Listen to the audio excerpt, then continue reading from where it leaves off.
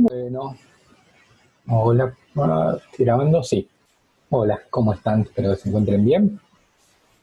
Eh, bueno, continuamos con el texto, yo creo con como mucho dos videos, es decir, este y uno más. Vamos a concluir el texto de Pampa y bueno, ahí ya ingresaríamos en lo que es la última dictadura militar, ¿sí? Así que bueno, eh, como la semana anterior no subí ningún video, tuve la verdad mucho trabajo. Esta semana voy a subir dos, ¿sí? Uno por la semana pasada y otro por esta. Entonces,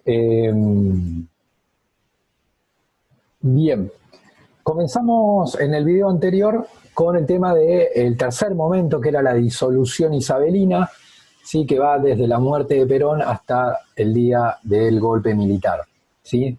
Ahí, bueno, estuvimos mencionando, en realidad Isabel era el nombre artístico porque María Estela Martínez de Perón era la bailarina, en realidad el nombre es María Estela Martínez de Perón. Eh, bueno, acá aclaramos algunas cuestiones que plantea María Estela Svampa, ¿sí? Esta cuestión bueno, de errores que cometió Perón, ¿sí? Acá está, bueno, ya en el video anterior hablamos de esta diapositiva en el cual, bueno, Perón muere y asume entonces el gobierno el 1 de julio del 74. Muere Perón y asume María Estela, ¿sí? Porque era la vicepresidente.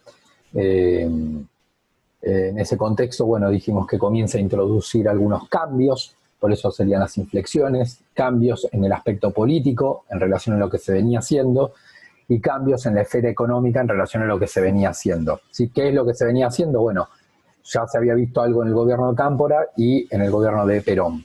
¿Sí? El tercer gobierno, ¿se acuerdan? Porque Perón gobernó en el 46, luego se presenta una reelección en el 51, ahí gana, entonces esta sería la tercera presidencia. ¿Sí? Dijimos que acá ya comenzaban algunas cuestiones muy, muy difíciles para ese momento de la Argentina, que tenía que ver con la decisión directamente de exterminar a los sectores de izquierda, ya sean peronistas o no peronistas. Recordemos que este es un gobierno constitucional, porque en realidad regía la Constitución en teoría, ¿no? Y acá ya se toma la decisión del exterminio, el asesinato de personas de izquierda, eh, es decir, avanzar sobre los cuatro actores que nosotros vimos, sectores juveniles, católicos tercermundistas, el sindicalismo más combativo y las organizaciones político-militares como ERP y Montoneros.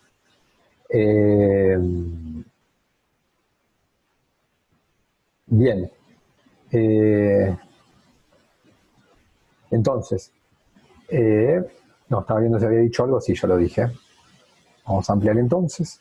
Y también cambios que y como María Estela va rompiendo también relaciones, obviamente con la izquierda, y también con cierto apoyo del sindicalismo más negociador, ¿sí?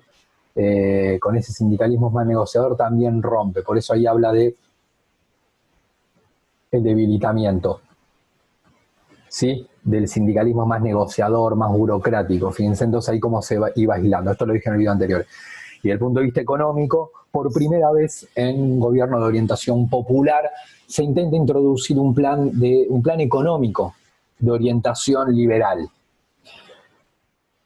Renuncia Gelbar y su propuesta económica, que era el pacto social, ¿sí? Se deja de lado eso y María Estela convoca a un ministro de Economía de orientación liberal que se va a llamar Celestino Rodrigo, ¿sí? Se abandona una política económica nacionalista, keynesiana, de intervención, por una liberal, ¿sí? ¿Cuáles son? Bueno, reconversión económica en clave liberal, el ministro, ya lo dije, Celestino Rodrigo, las medidas ahora las vamos a explicar, esta idea que se abandona una política keynesiana intervencionista del Estado por una liberal, lo cual es verdad que eso no era una novedad en la Argentina, pero lo que sí era una novedad es que se hacía dentro del marco de un gobierno populista. Obviamente apoyos sociales y corporativos, ya esto, bueno, ya ustedes mismos ya sin leer ya lo pueden sacar, tiene que ver con la burguesía industrial, la burguesía agraria, el sector militar, ¿sí? ese plan, ahí nos salteamos, ¿sí? Porque las medidas del plan están en otra diapositiva. Yo igual lo voy a explicar, ¿sí? Todas estas que estoy salteando las voy a explicar. Vamos, esta sería, ¿sí? Fíjense el plan de Celestino Rodrigo, ¿sí? Eh, y voy a tener las medidas, el objetivo, el resultado y el impacto sobre la economía, ¿no? 1, 2, 3, 4, 1, 2, 3, 4, ¿sí? Celestino Rodrigo asume el gobierno y establece una drástica devaluación de la moneda, ¿sí? Apenas asume que pasó de 10 a 26, ¿sí? En relación al dólar es una devaluación del 160%, un aumento de los combustibles del 172%, un aumento de las tarifas de gas y electricidad en un promedio de un 60%. Acá obviamente va perdiendo mucho y establece un aumento salarial, pero eso yo por eso expliqué el año pasado, hablamos del salario real y del salario nominal, porque establece un aumento del salario real del 45%, pero el salario real claramente pierde, porque el aumento salarial nominal es del 45 y los precios van mucho más para arriba. ¿Sí? Entonces en realidad termina perdiendo el salario. ¿Sí? De hecho, se intenta establecer como un tope en los aumentos salariales del 45%. Por eso hay que ser muy claro en esta distinción lo que es salario nominal y salario real. El salario nominal, ¿se acuerdan que era el número, la cantidad de billetes? Eso aumenta con un tope del 45%, mientras que los precios van a aumentar mucho más. En conclusión, el salario pierde. Los asalariados, lo que denominamos como asalariados, que son los que viven del salario, ¿sí? Un industrial, un administrativo, alguien que atiende una estación de servicio, alguien que atiende en un bar, un mozo, un cocinero, ¿sí? Empleados públicos, bueno, ahí que viven del salario cae el salario real. Se entendía que los precios estaban como atrasados, entonces como que había que actualizarlos, y ahí comienza a habilitar el aumento de las tarifas de gas, de electricidad, que los precios del combustible estaban muy retrasados, entonces había que permitir aumentos del combustible, y una devaluación monetaria, como que todos los precios estaban para abajo y había como que liberarlos. Fíjense que ahí está la cuestión del liberalismo, ¿no? Como que los precios estaban intervenidos, miraba este ministro de Economía. Entonces, como buen liberal, ¿qué es lo que plantea? Bueno, que el precio tiene que ser libre. Entonces, le quito la intervención del Estado ¿sobre qué? Sobre los precios.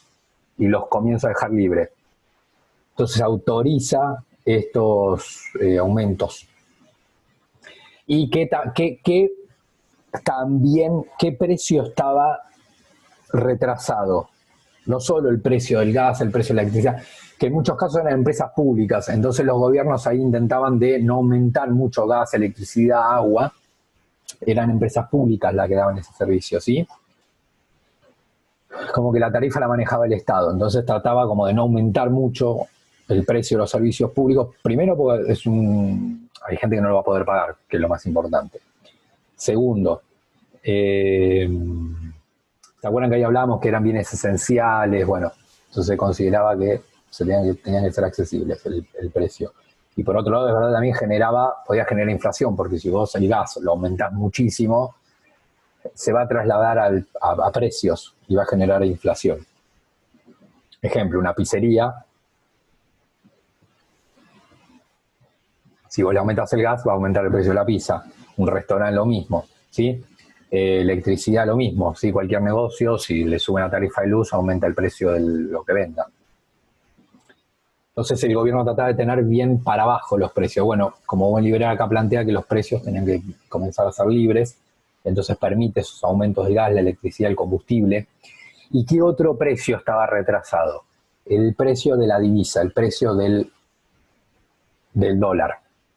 Sí, como que tenía un precio muy como las demás, como la luz estaba retrasada, el gas estaba retrasado, el precio del dólar estaba retrasado. Es como que yo les diga ahora a ustedes que el dólar vale, yo vendo un dólar ahora, ¿sí? Lo vendo a 30 pesos. Bueno, lo voy a vender de toque, porque 30 pesos, es decir, 30 pesos no vale ni un boleto que ahora vale 25, sí, un boleto de colectivo. Es decir, si vos por un dólar me pedís 30 pesos, te lo compro ya. ¿Sí? Ahora, si por ese mismo dólar vos me pedís 200 pesos, ya lo pienso. ¿Sí? Entonces, el gobierno lo que planteaba es que el precio de la moneda del dólar estaba retrasado como estaban todos los demás precios. Es decir, el combustible estaba muy para abajo, el precio. El gas como muy retrasado del precio de lo que se supone que debería estar. Entonces estaba muy abajo gas, muy abajo electricidad, muy abajo combustible y muy abajo el precio de lo que realmente debería valer un dólar. ¿Sí? Es como que yo repito, es como que imagínense los precios actuales, un boleto sale 25, un alfajor sale 40 mangos, ¿sí? Y de repente yo vendo un dólar a 20 pesos. Me lo sacan de la mano rápido porque todo el mundo va a decir 20 pesos es muy barato. ¿Sí? Piensa en el dólar como si fuera un producto. ¿Sí? Lo mismo puedo decir si un alfajor lo vendo a 5 pesos, si tiene determinado un alfajor, obviamente un alfajor, me lo van a sacar de la mano porque no hay alfajor de 5 pesos ahora. Si tiene un precio muy retrasado en relación al resto de los precios. Bueno, lo mismo pensar, entonces libera ahí, devalúa en realidad, ¿sí? Entonces fíjense el salto que da. Capaz ahora que, bueno, uno pierde como la dimensión de los números en la Argentina, pero es un salto devaluatorio muy grande, ¿sí? Porque la devaluación es de un 160% prácticamente, incluso un poquito más, ¿sí? Es como que el gobierno mañana diga que el dólar va a estar, sería 70, 170, 140, más, 155 más o menos, estoy medio al aire, pero más o menos por ahí, ¿no? Como que el gobierno mañana diga que el dólar oficial, que está a 70, a partir de mañana va a valer 155. ¿Sí? Eh, bueno, ahí es un salto, no más, 170 por ahí sería, me parece. Sí, 7 y 7, 14, son 140 más 35, 14, 15, 16, 175. ¿Sí? Entonces, claro, como imagínense lo que sería para la economía si el gobierno mañana sale y dice, hoy el dólar está a 70, ¿sí? A partir de mañana el dólar vale 175. Es un momento fuerte para la economía eso, ¿no? El gobierno puede hacer eso porque cree que en realidad el dólar está muy para abajo, como que tiene un precio muy bajo, entonces devalúa. Bueno, eso es lo que hizo Celestino Rodrigo, devaluar los aumentos. ¿Cuál era el objetivo de las medidas de Celestino Rodrigo?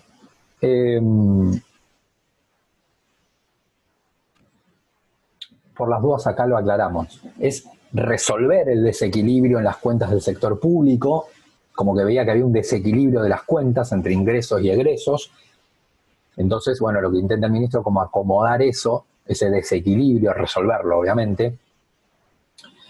Esto que decíamos, bueno, como el gobierno era el propietario de las empresas de gas, electricidad, combustible, por ejemplo con YPF, tenía las tarifas muy para abajo. Bueno, eso te genera un problema que, bueno, vos estás cobrando muy barato la luz y el gas. Y si no tenés, digamos, como que estás cobrando menos lo que debería valer más. Entonces eso te comienza a generar déficit, ¿sí? Porque vos estás como vendiendo algo, estás gastando. Por ejemplo, la empresa de luz del Estado, ¿no? Invierte, pone plata, y después la luz la cobra muy barata. Bueno, entonces esa empresa va a tener déficit. Si haces lo mismo con la empresa de gas, con la empresa de agua, ¿sí? Y si son empresas que vos, el Estado pone plata, invierte, y después cuando tiene que vender, en este caso vende la luz o vende el gas, lo cobra muy barato. Bueno, ahí esa empresa va a ser deficitaria. Entonces, lo que busca ahí Celestino Rodrigo es resolver ese desequilibrio de las cuentas. Por otro lado, el tema devaluatorio, el déficit comercial externo, ¿sí?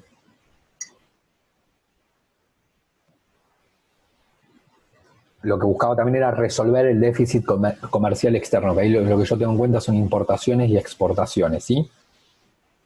Entonces, devaluar Esto que yo dije, bueno, si paso ahora de 70 a 175, ¿sí? A 175, es un gran, recontra gran beneficio para el sector exportador primario de la Argentina, ¿sí? Porque ese tipo exporta, ¿sí? Y va a recibir, ¿sí? Vende, el productor agrario, ¿sí? Vende una tonelada ahora, ¿sí? Ahora vende y recibe, vamos ahora, ¿sí? 70 pesos, que es lo que está el dólar, ¿no?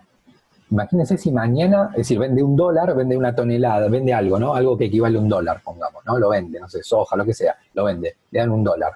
El tipo va al Banco Central, ¿y cuánto le dan ahora? 70 pesos. Imagínense si el gobierno mañana salta y dice, bueno, devalúo, entonces te doy lo que dijimos, 175. El tipo, de un día para otro, digamos, un día se levantó, trabajó, vendió la tonelada de soja afuera, le dieron el dólar, con ese dólar fue al Banco Central y le dieron 70 pesos. Se acostó a dormir, al otro día se levantó y en realidad haciendo lo mismo, vende esa tonelada de soja, le dan un dólar, va al Banco Central y ahora le dan 175 pesos por ese dólar. Tipo vendiendo la misma tonelada de soja, es como yo le diga una zapatilla, que vos la vendés a 70 y después el otro día la vendés a 175. Entonces, es una manera, obviamente, ¿qué es una manera? De incentivar a que el productor agropecuario se ponga a producir, porque el tipo dice, es un negocio. Tipo, si yo tengo tierras improductivas, poner tierra que no estaba cosechando, las pongo a cosechar. Si puedo comprar la tierra de mi vecino o una tierra que está ahí sin que nadie le da pelota, la compro y la pongo a producir soja. Porque por cada tonelada ahora me están dando 175 pesos. Una banda me dan 70.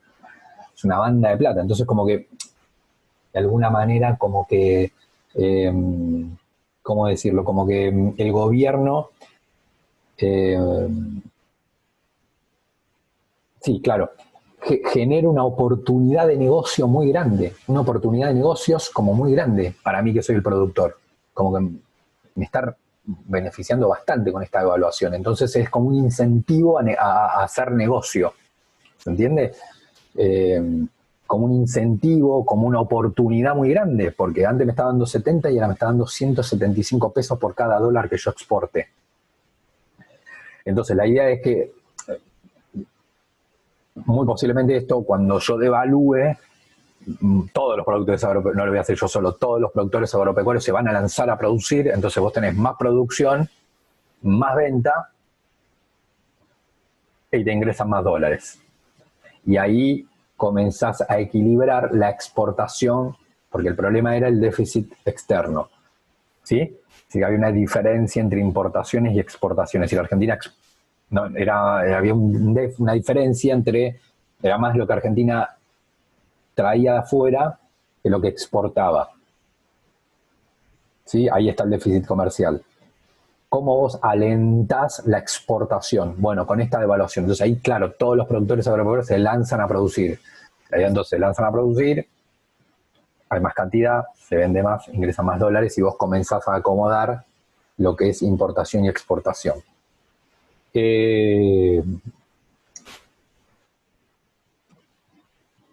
Resultado de este plan de Celestino Rodrigo. Está claro que era un plan con una fuerte devaluación, ¿sí? Que esto beneficia al sector agrario. Hay fuerte aumento de tarifas, de combustible, bueno, esto que decíamos antes, y que el salario queda como muy atrás.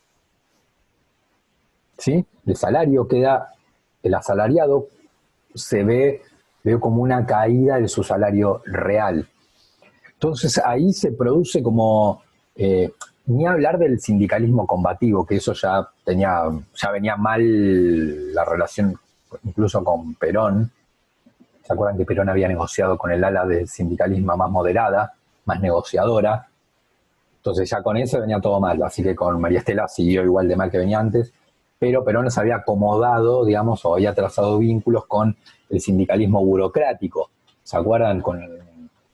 con lo que habíamos dicho como una línea más bandolista, ¿sí? Había trazado lazos, y que, bueno, María Estela en esas inflexiones rompe, hay un debilitamiento de la relación con el sindicalismo burocrático, e imagínense cuando María Estela Martínez de Perón da este plan económico que deja los salarios muy para atrás. Y ahí se da una fuerte movilización sindical, ¿sí? Va a ser el primer paro del movimiento obrero de la CGT contra un gobierno peronista, ¿sí? Así que imagínense lo complejo que comenzó a ser ese momento, ¿sí? Que bueno, el reclamo era cómo los precios, se permitía aumento de precios tan elevados y los salarios aumento de salario tan bajo, digamos. Entonces ahí, bueno, hay toda una complicación, digamos, una fuerte movilización sindical. En realidad el movimiento sindical ya lo que pide, apenas ve el plan, es que recién había asumido, digamos, que renuncie Celestino, ¿sí? Rodrigo, porque lo veían como un liberal en un gobierno popular, y eso es como que no cerraba. El impacto sobre la economía del plan de Celestino, ahí como que algunas variables económicas se comienzan como a descontrolar, y Argentina ingresa en un periodo de estanflación. Estanflación quiere decir elevada inflación con estancamiento de la economía, como que la economía comienza a frenarse y inflación. Fíjense que esto yo lo expliqué para el texto de Hobsbawm, el final.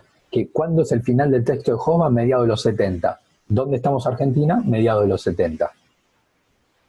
Entonces en Argentina acá comienza a suceder algo que estaba pasando en el mundo, que era la estanflación. Es decir, en lugar de haber crecimiento económico, yo tengo una economía que se frena, pero además tiene inflación, ¿sí?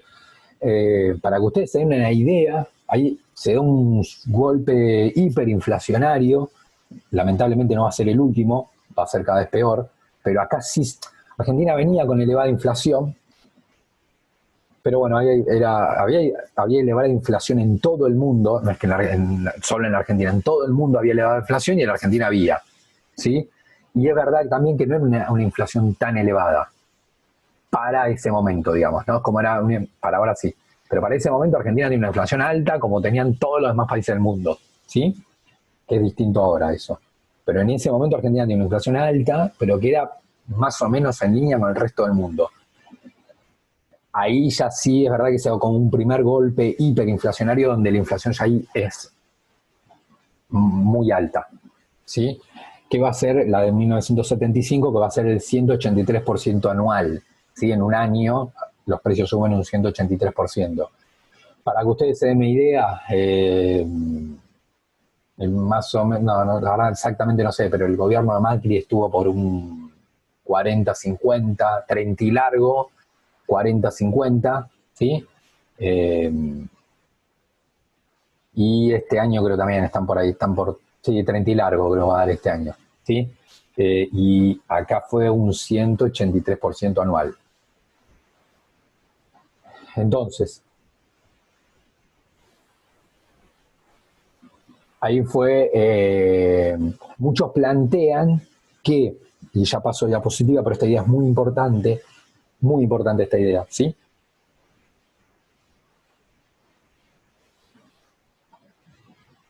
Es muy importante lo que voy a decir, ¿sí?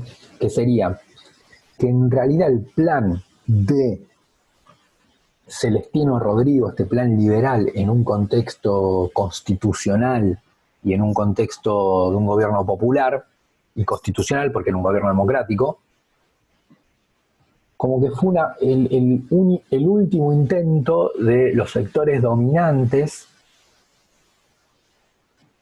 ¿sí? De los sectores dominantes de la burguesía agraria, de la burguesía industrial, de la alta burguesía agraria, de la alta burguesía industrial, ¿sí?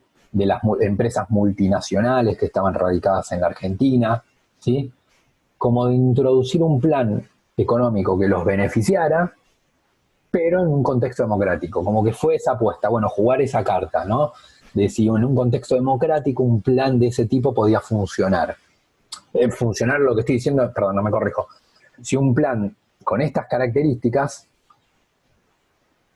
podía sobrevivir en un contexto democrático, Como que esa fue la apuesta, ¿no? Como decir, bueno, buscamos la manera de establecer un plan económico y que se sostenga en el tiempo en un contexto democrático. ¿Por qué digo que esta idea es muy importante? Porque en realidad la realidad mostró que no. Porque se larga el plan y en un contexto democrático, de ese momento de los 70, ¿se acuerdan que dijimos que desde el Cordobazo venía la sociedad movilizada de estudiantes, católicos tercermundistas, organizaciones político-militares y sindicales? Y como estás en democracia, como una movilización social muy fuerte para frenar el plan. Para decir, bueno, no, porque las petroleras se les permite un aumento del 172% y a mí me aumentan un 45%. Pero claro, como estás en un contexto democrático, vos podés salir a manifestarlo, a reclamar. Un acto político, sí, podés, porque estás en un contexto democrático. Entonces, claro, la movilización fue tan fuerte que al final María Estela hace renunciar a Celestino y este plan se cae. El plan, la verdad que duró poco. Por eso, digamos, ¿dónde estaría la importancia de este plan económico? La importancia, en realidad, es la conclusión que sacan esos sectores dominantes, que es que en un contexto democrático este tipo de plan económico no se podía sostener en el tiempo, porque es verdad que una medida, lo sabemos con la cuarentena, por ejemplo, el presidente la puede decir, pero después es la sociedad la que tiene que, la sociedad misma la que tiene que, digamos, sostener, legitimar ese plan. Si no, se cae, ¿sí? Y acá lo que era evidente es que en un contexto democrático la sociedad argentina de ese momento no iba a tolerar un plan de este tipo, un plan económico, con una fuerte caída del salario de los trabajadores. Y entonces, o sea, fíjense ahí cómo estoy abriendo la puerta para decir, bueno, conclusión. Por eso digo, el plan en sí mismo no es tan relevante porque dura poco, pero sí es muy relevante la conclusión. Es decir, bueno, si no es por vía democrática, entonces tendrá que ser por otro camino, si yo quiero meter este plan. Bien, ahora sí vuelvo ahí va. Entonces, bueno, María Estela entonces ahí viene Celestino, da el plan que da. Sí, después sabemos que Celestino dura poco y lo hace renunciar y ahí no hace falta otro ministro, pero bueno, no importa porque ya casi que ahí me estoy acercando al momento del golpe militar. Ahora, estas decisiones de los cambios en la esfera política y los cambios en la esfera económica, sí está claro como que las decisiones, si bien la presidenta era María Estela Martínez de Perón, como que no las estaba tomando ella. Era, en realidad, como era el grupo, digamos, era un grupo cercano a la figura de Perón, Perón ya estaba muerto, que cuando Perón muere es como que ven la posibilidad como de tomar el control del gobierno sin ser el presidente, ¿se entiende? Como influir en la presidenta, ¿no? Ya sin Perón. Acá hay una gran discusión hasta el momento, que algunos plantean que en realidad estos cambios, por ejemplo, este exterminio del sector de izquierda, ya Perón había dado el ok como de hacerlo, y bueno, el tipo se muere y bueno, siguió, y otros como que no lo ven de esa manera, el tipo está muerto y como que nada, estaba muerto. Entonces como que no lo podés hacer responsable de eso, ¿sí? Entonces, ese grupo, ahora vamos a poner un nombre para ubicarnos, ¿no? Como que, por ejemplo, era el secretario privado de Perón, que era López Rega, ¿sí? Ya venía trabajando con Perón, bueno, Perón se muere y ahí comienza como a influir sobre la presidenta. Y ahí, ¿por qué digo influir? Porque comienza a plantearle que en materia política había que hacer esto y en materia económica hacer esto. Sobre todo, acá comienza a jugar mucho López Rega. Con lo cual dice, bueno, si es el secretario, porque en realidad objetivamente era el secretario privado de Perón, era como le llevaba los papeles, todo, y como decir, como que como que algunos plantean que en realidad algunas de estas cuestiones que ustedes ven acá, ya Perón había dado el ok de ir para adelante en este sentido, ¿no? Y bueno, se murió y López Rega siguió, digamos, con lo que ya había hablado. Otros plantean que no, que digamos, tuvo, que fue la influencia de López Rega ahí. López Rega, ¿dónde lo podemos ubicar? Era el secretario privado de Perón y era como un representante, ya ni diría de la derecha peronista, porque en la derecha peronista estaban los sindicatos burocráticos, ¿sí? Sino más de extrema derecha peronista. Y acá digo extrema derecha ya con alguna cuestión de, cuando digo extrema derecha estoy diciendo, bueno, de la utilización de la fuerza, de la violencia, del autoritarismo, de ya directamente tomar la decisión de eliminar a determinados sectores opositores, como que ese rasgo de la extrema derecha, ¿no? Que nosotros lo vimos en gobiernos totalitarios o autoritarios europeos, ¿no? No plantea ahí como una toma del poder, pero sí influenciar fuertemente a María Estela para que, por ejemplo, en un contexto democrático se exterminara a ciudadanos argentinos sin juicio, nada, tipo ir y liquidarlo, ¿sí? Entonces, eso lo vamos a representar como extrema derecha. Por eso acá, claro, porque derecha peronista, verdad que nosotros lo nombramos ya, lo nombramos acá, pero eso acá. ¿Se acuerdan cuando dijimos, bueno, que esto sería, parte de esto sería la derecha peronista, parte de la que está acá? Sí, pero acá ya hay como un salto más todavía de derecha peronista, como más contundente, más fuerte, ¿sí? Vinculado a lo que acabo de decir antes, ¿no? El exterminio de los sectores de izquierda, una cuestión más autoritaria, de la utilización de la fuerza, no era una cuestión, bueno, discuto con el otro sobre izquierda y derecha, no, era tipo la utilización de la fuerza, ¿sí? Y como que el representante de esa extrema derecha peronista, como dijimos, era José López Rega.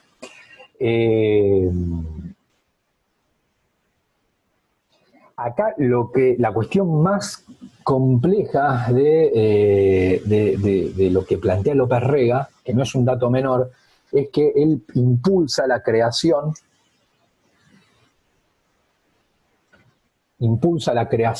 de la Alianza Anticomunista Argentina.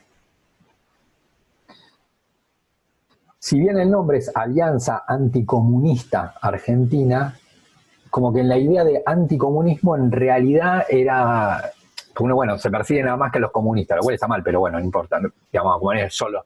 Lo que quiero decir es que con ese nombre en realidad comienza a ser como,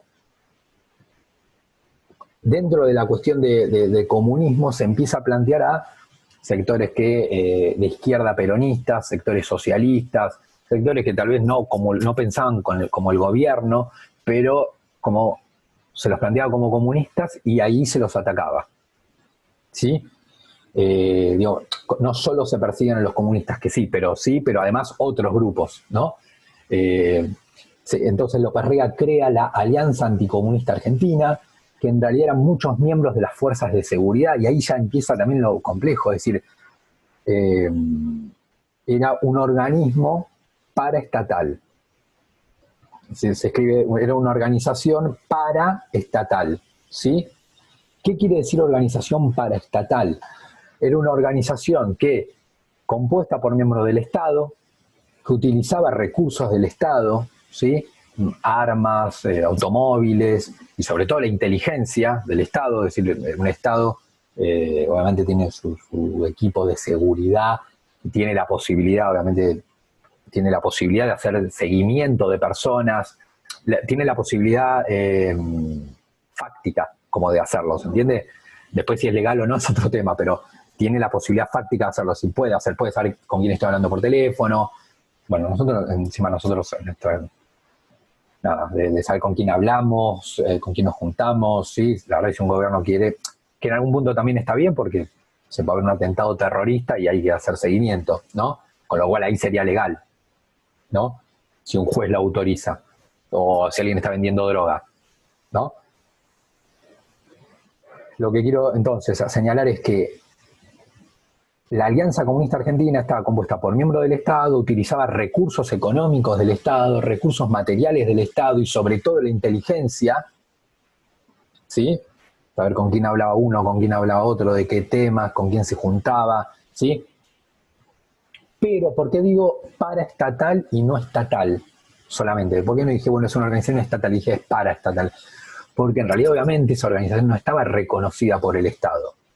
Imagínense que alguien utiliza recursos del Estado, todo lo que dije antes, la inteligencia para perseguir a una persona por su ideología, para asesinarla o para encarcelarla o para hostigarla, ¿sí? Es algo completamente ilegal. No tiene nada que ver con el Estado de Derecho y el Estado democrático. Repito, el Estado sí puede hacer eso, puede seguir o hacer seguimiento a una persona y escuchar lo que habla por teléfono, pero tiene que ser autorizado por un juez, tiene que haber alguna justificación, no por un motivo político, es decir, porque no me gusta lo que dice ese tipo políticamente, eso es recontra antidemocrático, ¿sí? No corresponde, digamos, ¿no? Nada, bueno, esto le ha pasado a todos los presidentes de todas las ideologías, que lamentablemente a veces también se utiliza como, no sé, lo cual es espantoso que se haga eso, porque es algo muy malo, en realidad. Nada, que se ha escuchado a expresidentes en conversaciones que no es que a veces no están ordenadas por un juez, y ahí está lo grave. Parece que es lo mismo, pero no es lo mismo, porque en un Estado democrático de derecho un juez sí te puede autorizar al Estado y le dice, che, sí, seguí a esa persona, escuchá que habla por teléfono, hay que mirarle los mails, se le mira los mails, ¿sí? Porque hay denuncia de tal cosa, ¿sí? Sí, pero ahí está autorizando un juez y lo hace con fundamento. Diferente es que se haga así a la volada, ¿no? Como no me gusta yo soy el presidente, no me gusta lo que está opinando tal persona y empiezo a hacer seguimiento, a ver si le encuentro algo y lo mando a los medios de comunicación, ¿sí? Bueno, eso no va, ¿sí? Por más que yo le encuentre algo. Si yo le encuentro algo, en realidad, yo le encuentro algo, en realidad, pero no lo puedo hacer escuchándole el teléfono ilegalmente, porque no me autorizó un juez, digamos, estaría como violando la división de poderes, ¿entiendes? Yo como presidente no estoy para escuchar las conversaciones privadas de mi candidato opositor. Ahora, la Alianza Anticomunista Argentina entonces comienza a utilizar la inteligencia, los recursos económicos, los recursos materiales del Estado sin oficialmente ser una organización del Estado. Por eso digo que la AAA es un organismo paraestatal y no estatal, ¿sí? Obviamente que el Estado, las autoridades máximas del Estado, en teoría lo deberían saber, ¿sí? Muchos plantean que esto, por ejemplo, también que era como que es obvio. Lo que sucede es que obviamente esta organización paraestatal, que es la Alianza Anticomunista Argentina, ¿qué comenzaba a hacer? Esto que yo dije, bueno, seguimientos, escuchas, perseguir, hostigar a personas, amenazar, ¿sí? A personas, como yo sabía que dijiste vos, si tenías, y sobre todo por cuestiones políticas, ¿se entiende? Era, bueno, como eras de izquierda, te llamaban, che, mira, sé dónde viven tus hijos, papá, pum, ¿sí? Corto. Alguien, un líder sindical, lo llama por teléfono y digo, sí, sé que tu hijo va al colegio agustiniano y sale a las 10 de la mañana, tené cuidado, corto. Entonces, imagínense lo que era el clima en ese momento, y eso era un paso. El otro paso era directamente, comienza como el asesinato, ¿sí? Era el asesinato, esto repito, utilizando armas del Estado, inteligencia del Estado, porque yo sabía que el tipo a tal hora iba a tomar el colectivo, entonces lo liquidaba en la parada de colectivo a la noche, pero yo ya se venía a un seguimiento, ¿sí?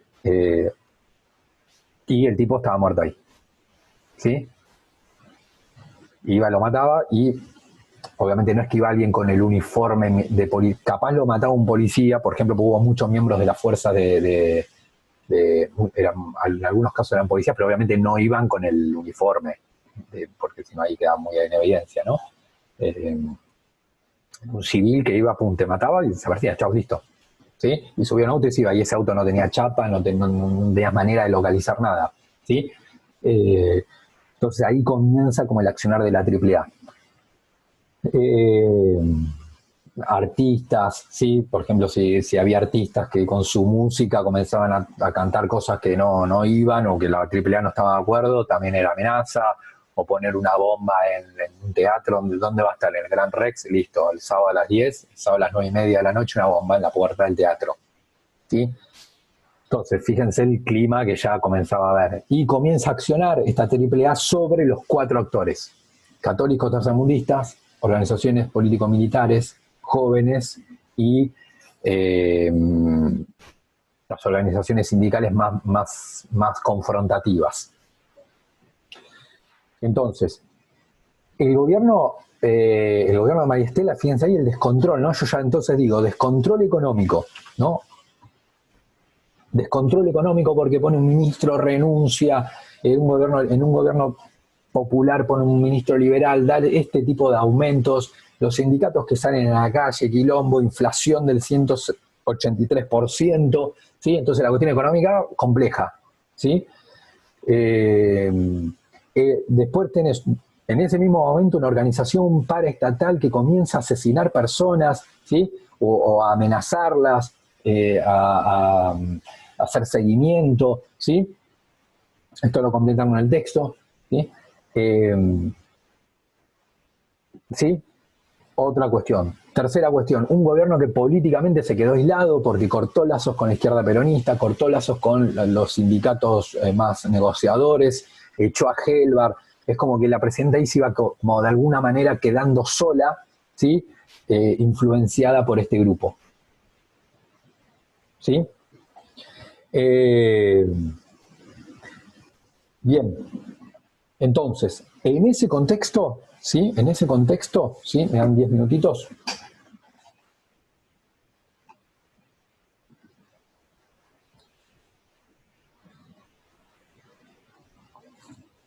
En ese contexto, ¿sí? Donde comienza a suceder todo eso, ¿qué pasó con las organizaciones político-militares? Que dijimos que había dos muy importantes, ERP y Montoneros. El Ejército Revolucionario del Pueblo, que era orientación marxista, claramente marxista, antiperonista, pero marxista, ¿sí? Y uno muy cercano al peronismo, que era Montoneros, que en el cual Perón se había acercado en un momento y había terminado todo mal, ¿sí? Eh, entonces, eh,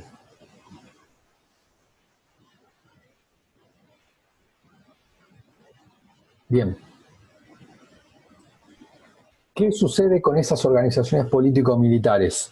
¿Sí? Fíjense que acá las nombramos, Montoneros y ERP. ¿Sí?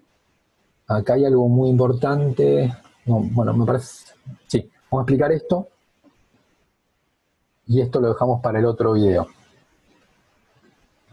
Entonces,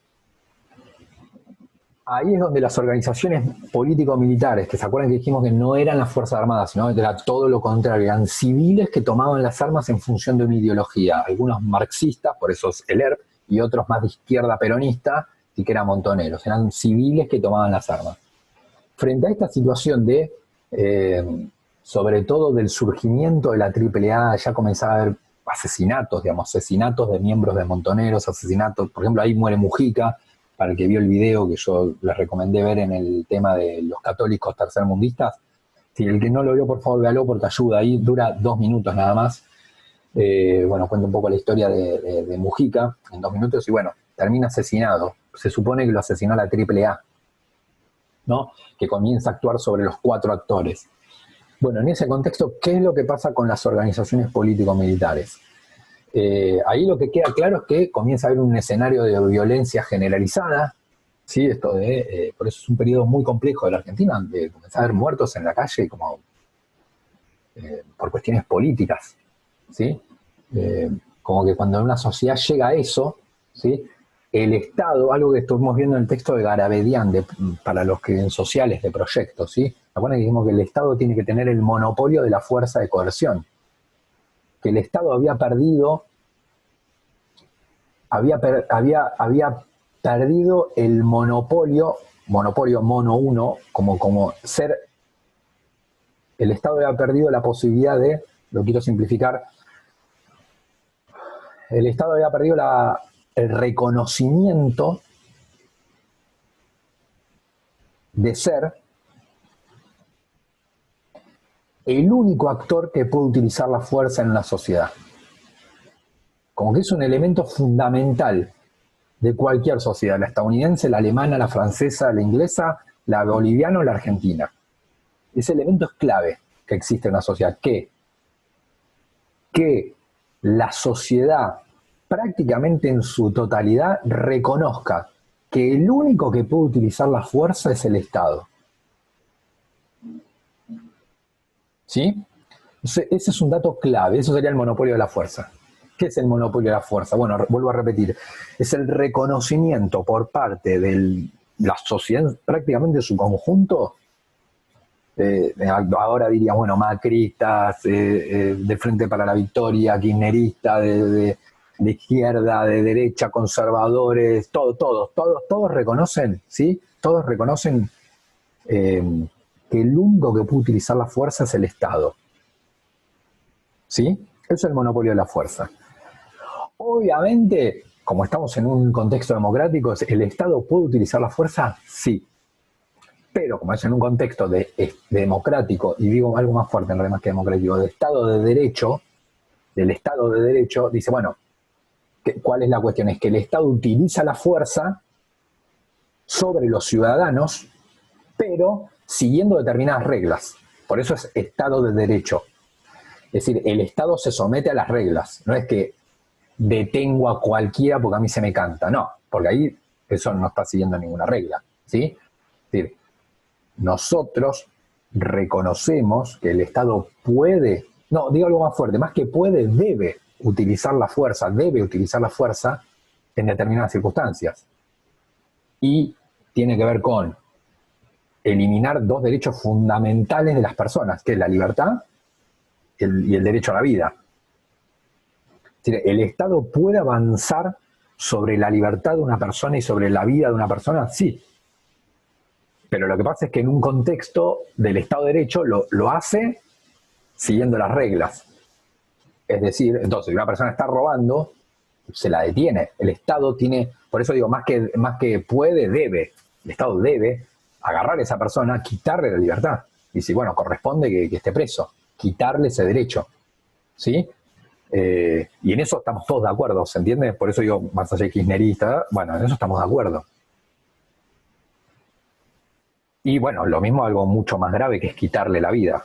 Digamos, en un contexto extremo entendemos que un policía, obviamente que acá hay toda una cuestión, porque, bueno, se debatió mucho hace 2 semanas y la semana pasada este tema, justamente un tema con los policías y con algunos asesinatos también, que justamente el Estado puede eliminar la vida de una persona, sí, pero en el contexto del Estado de Derecho. No es que un policía, porque es policía, puede, porque justamente ahí está bueno, no sé si alguno escuchó la noticia, el tema de Facundo Castro, ¿no? No se sabe qué pasó. Una cuestión muy grave sería que un policía lo haya asesinado, por más que sea policía, tengo un arma, que el Estado le da el arma, el Estado le da un arma a esa persona, y le dice, che, vos la podés utilizar y podés matar a una persona, está bien, pero eso tiene que ser siguiendo el policía determinadas reglas, ¿sí? No es en cualquier circunstancia. De hecho, también se armó un lío barbo en Estados Unidos porque justo no se grabó a un policía ejerciendo la fuerza y matando a una persona cuando lo tenía en el piso ya, digamos, sin posibilidad de ejercer ninguna violencia, lo terminó asesinando. Entonces, es decir, la sociedad acepta que el Estado puede utilizar la fuerza.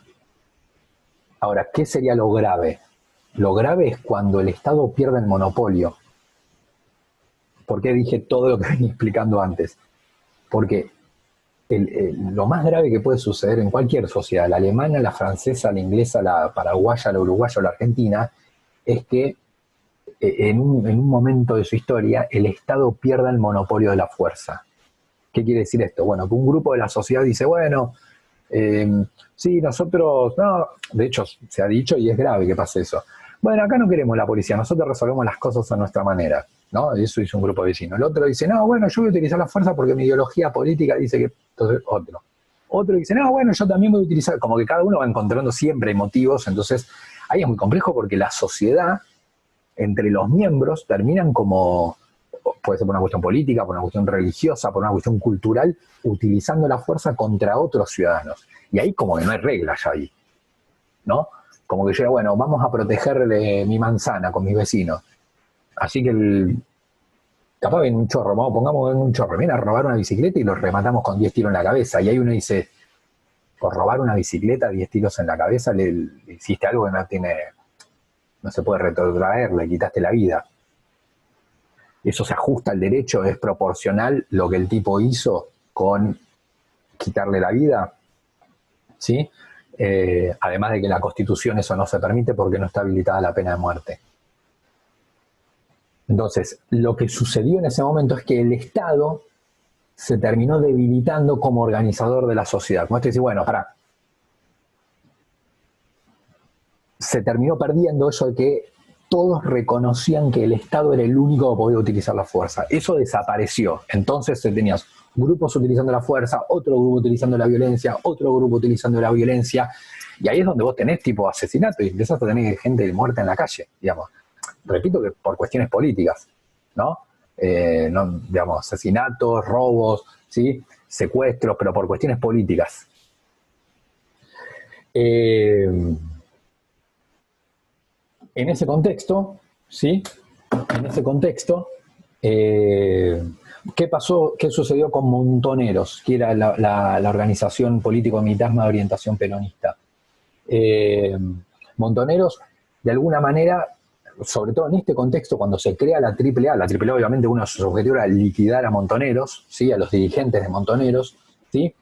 ¿Se acuerdan que dijimos que Montoneros, que está cercano al peronismo, tenía como dos áreas? El trabajo más político, lo que denominamos el trabajo de base, ¿sí? Esto yo lo expliqué en una diapositiva anterior, esta.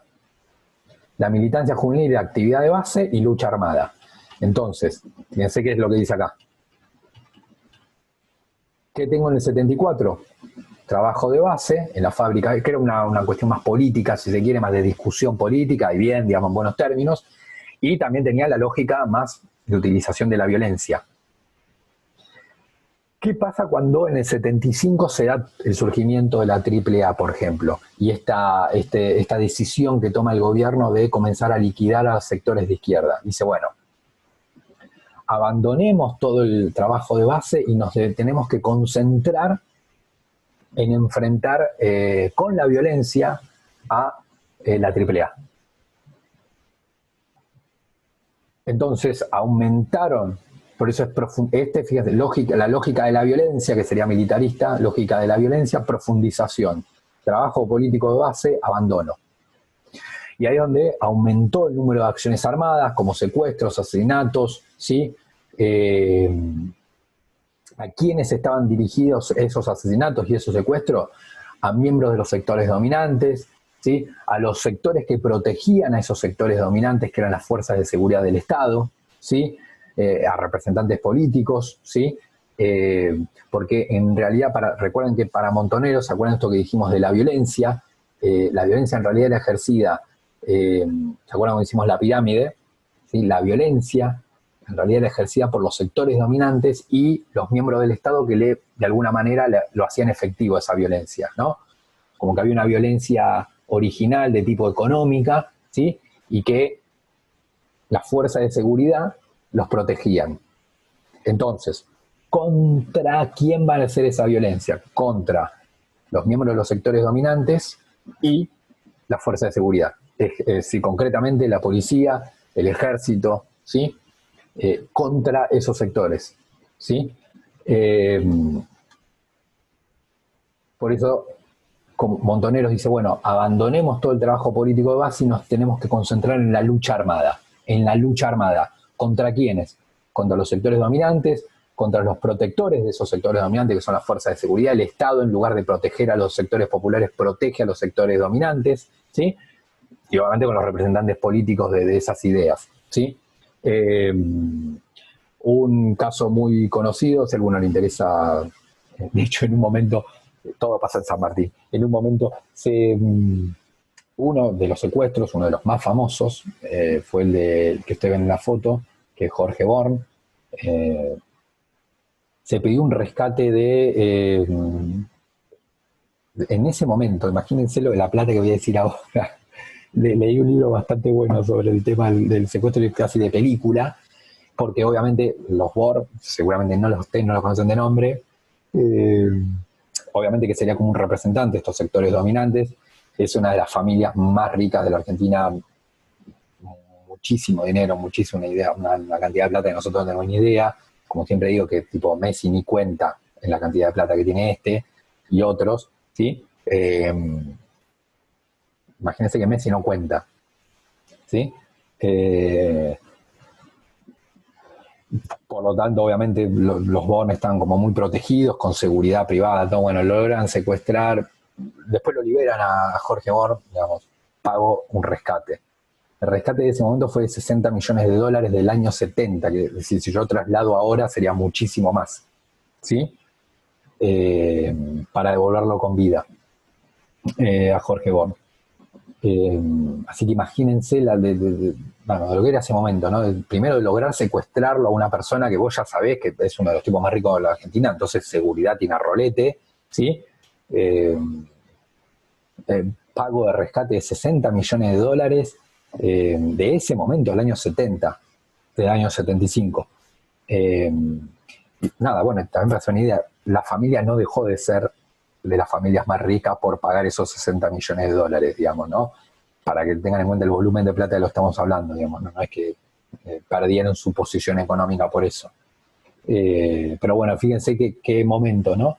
Eh, por último, ¿sí? Esto lo voy a dejar libre porque esto me interesa mucho explicarlo, si voy a ir hasta acá y la que viene continúa acá. ¿Qué pasó con el Ejército Revolucionario del Pueblo, que era ese, repito, ojo con los nombres, porque yo acá digo lógica militarista o Ejército Revolucionario y puede sonar a Fuerzas Armadas y dijimos que nada que ver, más todo lo contrario.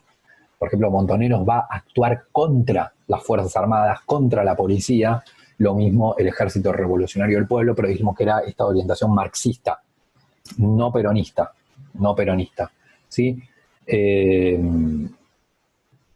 En este sentido, va a continuar con también qué pasa con ERP en este contexto en el cual, bueno, está la Alianza Anticomunista Argentina, ¿no? Bueno, lo mismo, va a continuar con la lucha armada, ¿sí? Con esta idea de la toma del poder, ¿no? De la lucha armada. Eh, Creo que incluso ahora creo que se cumple aniversario. De hecho, el momento, acá, digamos, como tiene una idea más bien de revolución cubana, ¿no? Esto de como de tomar el poder.